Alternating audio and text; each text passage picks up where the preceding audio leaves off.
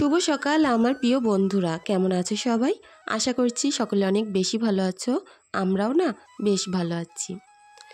সকাল সকাল গ্রামের পরিবেশে আরও নতুন সুন্দর একটি ব্লগ নিয়ে তোমাদের সামনে হাজির হয়েছি। আশা করছি সকলের অনেক বেশি ভালো লাগবে। আর প্লিজ সকলে পুরো ভিডিও জুড়ে পাশে থেকো। সকালবেলা এই ঠান্ডা ঠান্ডা মনোমুগ্ধকর একটি পরিবেশে কাজ করতে না যতটা বেশি ভালো লাগে, তার থেকেও বেশি কিন্তু মনটা ভালো লাগে। প্রত্যেক দিনের মতো আমার বাসি কাজ এটা তো করতেই হবে, যেহেতু উনুনে রান্না করি উনুন তো লেপতেই হবে। তা না হয় উনুন না লেপলে এতে কিন্তু রান্না করতে মনই বসবে না। তো আগের দিন আমার একটা বোনও কমেন্ট করেছিল যে আমি যেন কোনো একটা পাত্রে ছাই তুলি।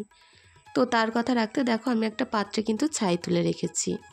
আমার আরেক বন্ধু কমেন্ট করেছো আমি যেন ছাইটা একটু চেলে নিয়ে তার সঙ্গে সার্ফ মিশিয়ে মাজি, এতে করে আরও নাকি বাসন পরিষ্কার হবে। তো অবশ্যই তোমার এই টিপসটা আমি ফলো করেই কাজ করব। অনেক ভালো থেকো। দেখো এখন কিন্তু আমি সুন্দর করে আমার উনুনটা লেপে নিচ্ছি। চারিদিক থেকে আবছা আবছা রোদ্দুর কিন্তু চলে এসছে। তো সকালবেলার টাইমে যখন হাজব্যান্ড জাল ফেলছিল কিছুটা মাছ ধরার জন্য, যাতে মাছটা না কেনা লাগে। এখন তো জানোই মাছের কি পরিমাণে দাম। তো সেই কারণে পুকুর থেকে যদি দুটো একটা মাছ ধরা যায় মাছের পয়সাটা কিন্তু বেঁচে যায়। দুর্ভাগ্যবশত যে মাছ হয়নি, যেহেতু এখন সকালবেলা বেশ ঠান্ডা থাকছে আর এই টাইমে জাল ফেললেও কিন্তু মাছ ধরা যায় না। তো বেশ অনেক ভোর ভোরই উঠেছিলাম, হাজব্যান্ড ওর মতো কাজে বেরিয়ে গেছে।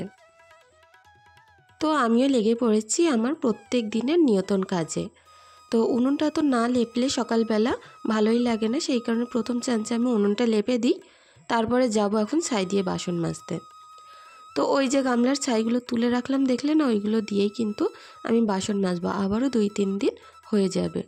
প্রত্যেকটা কাজ একটু সুন্দর করে খুঁটিয়ে খুঁটিয়ে মনোযোগ দিয়ে করার চেষ্টা করি, এতে করে কিন্তু আমার সংসারটা যেমন পরিষ্কার পরিচ্ছন্ন থাকে ঠিক তেমনই খরচটাও একটু কম হয়। তো যাই হোক দেখো আমার উনুনটা কিন্তু লেপা কমপ্লিট, কতটা না সুন্দর লাগছে।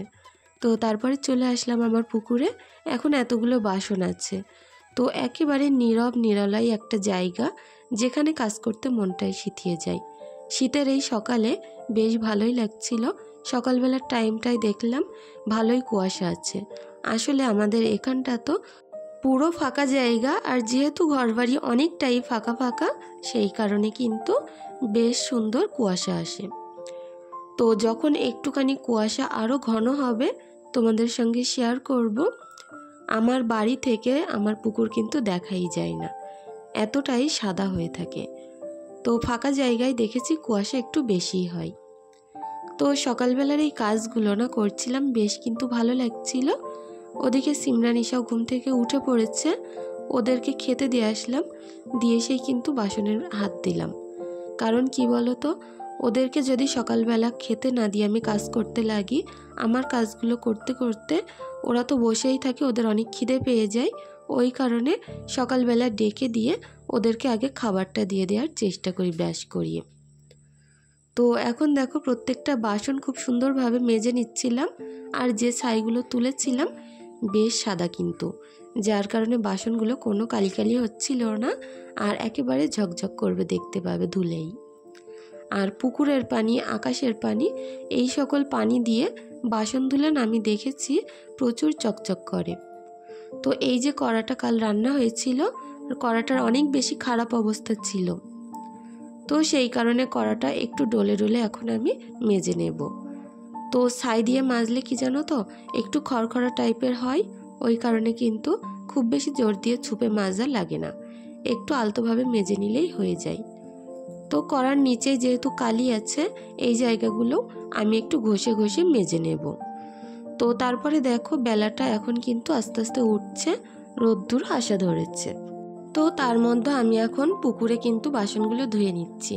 আর তোমরা হয়তো দেখেই বুঝতে পারছো বাসনগুলো বেশ চকচক করছে। তো ছোট্ট এই সসপ্যানটা আমি কিন্তু সিমরানের আর ঈশার খাবারই তৈরি করে থাকি, আমার বেশ উপকার হয় জানো তো। আর কড়া টড়াগুলো খুব সুন্দরভাবে ধুয়ে নিয়ে এখন প্রত্যেকটা বাসন এক জায়গায় করে নিয়েছি, এগুলো নিয়ে যাব ঘরে। তো যা প্রত্যেকটা বাসন একটু গুছিয়ে নিচ্ছি, তা না হয় ঘর পর্যন্ত নিয়ে যেতে গেলে একটু অসুবিধা হবে। আর যে জায়গাটা আমি মেজেছি এই জায়গাটা একটু ধুয়ে দিলাম, তারপরে দেখো পাতা পড়ে ভর্তি হয়ে গেছে। কিছুক্ষণ বাদে এসে এগুলো ঝাড়ু দিয়ে পরিষ্কার করে নিচ্ছি। আসলে এখানে তো একটা নিম গাছ আছে, তো আর এই শুকনোর টাইম ভোর একেবারে নিম গাছের পাতা পড়তে থাকবে। তো প্রত্যেক দিন প্রতিনিয়ত সুন্দরভাবে একটু ঝাড়ু দিয়ে পরিষ্কার করে নিতে হয়। চেষ্টা করি সংসারটাকে পরিপাটি করে একেবারে সুন্দরভাবে গুছিয়ে তোলার জন্য। ভোর থেকেই কিন্তু কাজকর্ম শুরু করি, আর সন্ধ্যা পর্যন্ত ওইভাবেই লেগে থাকতে হয়। তারপরেই না একটা সংসার খুব সুন্দর সুষ্ঠুভাবে গড়ে তোলে। তারপরেও একটা মধ্যবিত্ত সংসারে তোমরা হয়তো জানোই কতটা বেশি চাপের হয়ে যায়। যেখানে দুটো বাচ্চা আছে, তাদের পড়াশুনো আর নিজেদের খাওয়া দাওয়া সব কিছু মিলিয়ে বেশ বড় মাপের একটা খরচা কিন্তু রোজ হয়। তো সেই কারণে একটু বুদ্ধি করে একটু সেভ করে চলারও চেষ্টা করি, যাতে করে সংসার খরচটা একটু সেভ করে আমি আমার বাচ্চাদের প্রয়োজনীয় জিনিসগুলো কিনে দিতে পারি। তো সেই আর কি, তোমাদের সঙ্গে সেই সকল টিপসগুলো আমি শেয়ার করব, যেগুলো আমার জীবনে আর অনেকটাই উপকার হয়েছে। তো দেখো, গল্প করতে করতে আমার তক্তপোষটা আমি একটু গুছিয়ে নিলাম, আর এখন টেবিলের ওপরটা গুছিয়ে নেব। প্রত্যেকটা কাজ আমাদের কিন্তু দেখে মনে হয় ছোট্ট ছোট্ট, তবে এই ছোট্ট ছোট্ট কাজের পেছনেও কিন্তু অনেকটাই সময় দিতে হয়। তারপরে একটা সংসার সুন্দর সাজিয়ে গুছিয়ে তোলা যায়। তো তোমাদের সঙ্গে বলেছিলাম না, আমার যে গাছগুলো আছে, সিম গাছ, লাউ গাছ, তারপরে ওই যে উচ্ছে গাছ, সবটাই শেয়ার করব। তো এই সিম গাছ আর লাউ গাছ কিন্তু একসঙ্গে হয়েছে, সেই কারণে খুব বেশি বোঝা যাচ্ছে না। আর ওদিকে কিন্তু উচ্ছে গাছ হয়েছে। তো যাই হোক, আজকে আমি একেবারে সংসারের খরচ অনেকটাই সেভ করে রান্নাবান্না করব। কিছু কিছু দিন এমন যায় যে বাজার থাকে না ঘরে, কিংবা বাজার করার অনেকটাই অসুবিধা থাকে। সেই সকল দিনগুলোই কিন্তু এরকম একটু বুদ্ধি করে চালিয়ে নেওয়ার চেষ্টা করি। তো বাগান থেকে কিছুটা কচু শাক আমি কেটে নিচ্ছিলাম, আর এটা বিলের ধার বললেই ঠিক হবে, কারণ এই জায়গাটায় কিন্তু ওই দিকটায় অনেকটাই পানি আছে, আর সমস্ত রকম শাক গাছ, তারপরে বিভিন্ন রকমের গাছগাছালি আছে। তো আমার এই বিলের ধার থেকে বেশ অনেকটাই কচু শাক আমি এখন তুলে নেব, আর প্রত্যেকটা গাছের গোড়ায় আমি দেখছিলাম লতি হয়েছে। তো কিছুটা লতিও আমি কিন্তু তুলে নেব। তো বলি না, প্রত্যেক দিন চেষ্টা করি সংসারটায় একটু সাশ্রয় করতে, তো ওইভাবেই কিন্তু একটু চালিয়ে নিতে হয়। তো আজ যেহেতু আমি কচু শাকটা তুললাম, আমার কিন্তু বাজার খরচটা বেঁচে যাবে। তো গ্রামের বউ হয়েও কিছু কিছু দিন একটু এরকম বুদ্ধি করে চালিয়ে নিই, তাহলে কিন্তু আমার বাজার খরচ করতে হয় না। তো যাই হোক, তারপরে বাড়িতে এসে দেখো সুন্দর করে এখন শিলটা ধুয়ে সমস্ত সব রেডি করে নিয়েছি। একটু ডাল করব, ডিম সিদ্ধ করব, আর তার সঙ্গে করব কচু শাক, আর তার সাথে করব সিম বাটা। তো অবশ্যই তোমরা পাশে থেকো, আশা করছি রেসিপিগুলো অনেক ভালো লাগবে তোমাদের। তো এদিকে আমি আদা রসুন কাঁচা লঙ্কাটা বাটা করে নিয়েছি, এটা দেব ডালে। আর প্রত্যেকটা আজ যেহেতু ভাজাভাজি বেশিরভাগই, তো সেই কারণে কিন্তু একটু থেতো করে নিচ্ছি বেশি করে রসুন। তো এই রসুন থেতোগুলো দিয়ে আমি কিন্তু ওই কচু শাকটা ভাজা করব। আর কিছুটা রসুন গোটা রেখেছি। এদিকটায় দেখো কচু শাকগুলো সুন্দর করে ছোট ছোট করে কেটে ধুয়ে নিয়েছি। তো আজ আমি ওই বাড়িতে থাকা কিছু কিছু জিনিস দিয়েই কিন্তু সংসারটা চালিয়ে দিচ্ছি। এতে করে আমার আলাদা করে আর কোনো খরচ আর হবে না। তো এদিকে অল্প একটু ডাল ছিল বাড়িতে, একটা ডিম ছিল, আর যেহেতু ওই কচু শাকটা কেটে আনলাম, সেই কারণে তো আর সবজি কেনা লাগবে না। তো কিছু কিছু সময় অসুবিধার টাইমে বিশেষ করে দেখা যাচ্ছে বাজার নেই কি সবজি নেই, হাজব্যান্ডের সঙ্গে ঝামেলা না করে নিজেরাই কিন্তু একটু বুদ্ধি খাটিয়ে এরকমভাবেই রান্না করে নিয়ে যেতেই পারে। আমার যে কাজগুলো দিয়ে অনেক বেশি সংসারে উপকারে আসে, আমি কিন্তু চেষ্টা করি তোমাদের সঙ্গে সেই সকল টিপসগুলো শেয়ার করতে। তো এদিকে দেখো পেঁয়াজ, তারপরে রসুন থেতো, কাঁচা লঙ্কা, একটা শুকনো লঙ্কা, আর দিচ্ছি নুন, হলুদ, একটু লঙ্কার গুঁড়ো। এগুলো দিয়ে সামান্য ভাজা ভাজা করে নেব আমার এই শাকগুলো। তো কচু শাকের পাতাগুলো কিন্তু আমি ফেলে দিয়েছি, আর ডাঁটাগুলোই কিন্তু আমি নিয়েছি। তো এইভাবে আমি রান্নাটা করব। তবে কি জানো তো, কচু শাক কিন্তু রান্না করলে একেবারে একটুখানি হয়ে যায়। দেখাচ্ছে হয়তো এখন অনেকগুলো, এগুলো কমে একেবারে একটুখানি হয়ে আসবে। তো যে সকল শাকগুলো আমি কেটেছিলাম সবটা তো ধরলো না, খুব অল্প অল্প পরিমাণে দিচ্ছিলাম একটু করে জাল করে নিয়ে, আবারও কিন্তু কমে আসলে আবারও একটু একটু ওর ওপরে তুলে দিচ্ছিলাম। তো এরকমভাবে বেশ 2-3 বার দেওয়ার পরে আমার কচু শাকগুলো শেষ হয়েছিল গামলা থেকে। যেহেতু সবজি বলতে আজ এই এক ভাগেরই, তো বেশি করে তো একটু করতে হবে, তা না হয় কিন্তু 3 বেলা হবে না।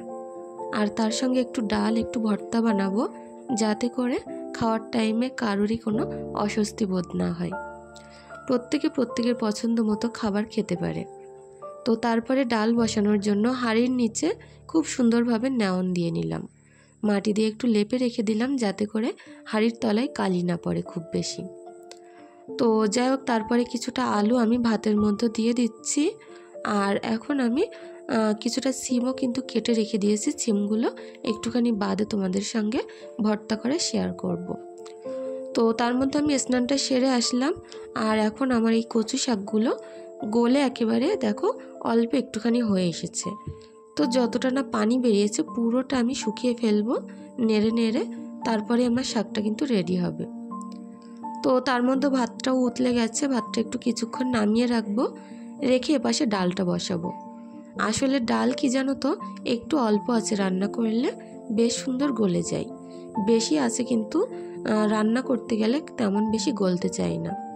আর যেহেতু অল্প পরিমাণে, সেই কারণে একেবারে উনুনের আঁচটা আস্তে আস্তে করে জাল দিলেই কিন্তু আমার ডালটা অনেক তাড়াতাড়ি হয়ে যাবে।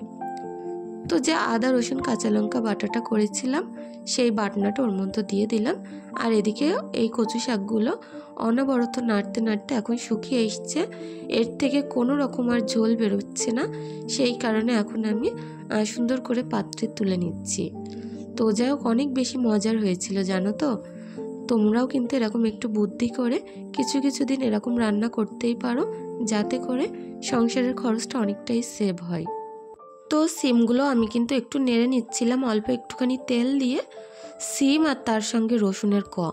তো আমি যেভাবে সিমের ভর্তা বানাই তোমাদের সঙ্গে সেটা শেয়ার করব। তারপরে অনেকটাই শুকনো লঙ্কা একটু ভাজা ভাজা করে নিয়ে, আর তার সঙ্গে একটু পেঁয়াজ আর নুন হলুদ দিয়ে ভাজা ভাজা করে নেব ভর্তাটা বানানোর জন্য। তো চলো কাজগুলো করতে করতে আমার কিছু বন্ধুদের নামগুলো নিয়ে নেওয়া যাক। দাইস lifestyle, Salma, Arifa lifestyle, Musaisa, Rashek Sheikh, Amiya Parvin, Mima Akter, Rupa, Shaha Fatima, my shorts, Shabana blog, Papri, Halima, Arifa blog video, Mahfuza, Gouri, Latufa, Bakir Sangsar, pen cartoon blog, Arifa Khatun, Ohida, Akash, Moumita, village life with Arba, Shahida blog, Nasrin, Asif Iqbal, Aaron kitchen, Mampi Das, Afroz kitchen, Mia Parvin, Nilasha, Umme Asma, Mohammad Iqbal. তো আমি যে সকল বন্ধুগুলোর নাম নিলাম তাদেরকে জানাই অসংখ্য অসংখ্য ধন্যবাদ এবং ভালোবাসা। আর আমার ভিডিও যে সকল বন্ধুরা দেখে থাকে সকলকে জানাই আমার আন্তরিক অনেক অনেক ভালোবাসা। কারণ তোমরা এত ভালোবাসা দিচ্ছ না, এটা হয়তো আমি কখনোই আমি আশা করতে পারিনি যে ইউটিউবে এসে এরকম জায়গায় এসে আমি কিন্তু তোমাদের কাছ থেকে এত ভালোবাসা পাবো। তো আমার প্রত্যেক বন্ধুদেরকে জানাই অনেক অনেক ভালোবাসা, অনেক বেশি ভালো থেকো, সুস্থ থেকো। তো চলো, এদিকে কিন্তু আমি সিমগুলো বাটা করে নিয়েছি, আর কিছুটা শুকনো লঙ্কা, কিছুটা ওই পেঁয়াজ ভাজা নুন দিয়ে রগড়ে নিচ্ছি। এতে করে কি হবে বলো তো, নুন দিলে কিন্তু খুব সুন্দর মিহি হয়ে যায়। তারপরে এই শিলপাটার ওপরেই আমি কিন্তু ভর্তাটা করে নিলাম। ওপর থেকে দিচ্ছি একটু মশাল তেল, কারণ মশাল তেলে প্রচুর ঝাঁঝ হয়, এটার স্বাদ কিন্তু আরও অনেক গুণ বাড়িয়ে দেবে। তো ভর্তাটা করার পরে কতটা না সুন্দর হয়েছে দেখো, আরও এর থেকে বেশি কিন্তু খেতে ভালো হয়। যখন ভাত মাখানো হয় না, পুরো ভাত সবুজ সবুজ হয়ে যায়। তো তারপরে ডালটাও নেড়ে দিচ্ছিলাম নুন হলুদ দিয়ে, কারণ এখন কিন্তু ডালটা খুব সুন্দর গলে গেছে। তো তার মধ্যে কাঠগুলো একটু নেড়ে নেড়ে দিচ্ছিলাম, যেহেতু এক হাত দিয়ে জাল দিতে হয়, এক হাত দিয়ে রান্না করতে হয়। তো ডালটা খুব সুন্দরভাবে ঘুটে একটু পানি দিয়ে দিলাম, আর তারপরে এবার ফোড়ন দেওয়ার পালা। তো যেই চাটুইটার মধ্যে আমি পেঁয়াজ শুকনো লঙ্কা ভাজলাম, এই চাটুইটার মধ্যেই এখন পেঁয়াজ শুকনো লঙ্কা একটু জিরে ফোড়ন দিয়ে সুন্দর করে ডালের মধ্যেও তুলে দেব। তো যাই হোক বন্ধুরা, প্রত্যেক দিনের মতো আজকেও বলতে চাই, আমার ভিডিওটি দেখার পরে তোমাদের যদি আমার কথার মধ্যে কি আমার কাজের মধ্যে কোনো কিছুতে সামান্য খারাপ লেগে থাকে, তো প্লিজ ভিডিওটি ক্ষমা সুন্দর দৃষ্টিতে দেখো।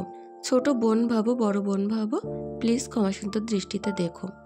আর যদি বেশি কিছু ভালো লাগে, প্লিজ চ্যানেলটি সাবস্ক্রাইব করে আমার পাশে থাকতে পারো। খাওয়ার আগে সকলের কাছে অনুরোধ রইল, একটা লাইক একটা কমেন্ট করে দিয়ে যেও। তো এদিকে আলু ছানা করেছি, এদিকে সিম ভর্তা, এদিকে সেই শাকটা, এদিকে ডিম সিদ্ধ। তো বন্ধুরা, আজকের ভিডিওটি এখানেই শেষ করছি।